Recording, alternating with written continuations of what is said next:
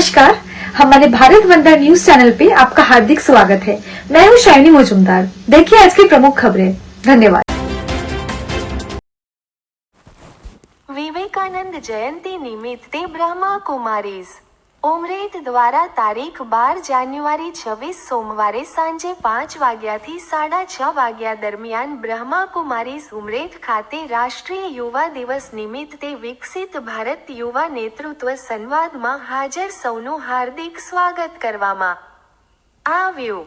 લક્ષ્ય છે યુવા શક્તિનું યુગ પરિવર્તક સ્વરૂપ, જવાબદાર નાગરિકત્વ, સર્જનાત્મક મૂલ્ય નિષ્ઠા સક્રિય બને અને તેમાં રહેલી અનંત સંભાવનાઓ, પરિવર્તન શક્તિ અને ચારિત્રિક ઉર્જાનો રાષ્ટ્ર નિર્માણમાં ઉપયોગ થાય। આ વિષય સંવાદ કરવામાં આવ્યો। સૌને જણાવેલ કે આપ સાદર નિમંત્રક છો। આપણું આગમન આપના જીવનનું સંભારણું બની રહેશે। 12 જાન્યુઆરી 1863ના રોજ જન્મેલા સ્વામી વિવેકાનંદ નરેન્દ્રનાથ દત્તા ભારતીય હિન્દુ સાધુ અને ફિલસૂફ હતા। તેઓ 19મી સદીના ભારતીય રહસ્યવાદી રામકૃષ્ણના મુખ્ય શિષ્ય હતા।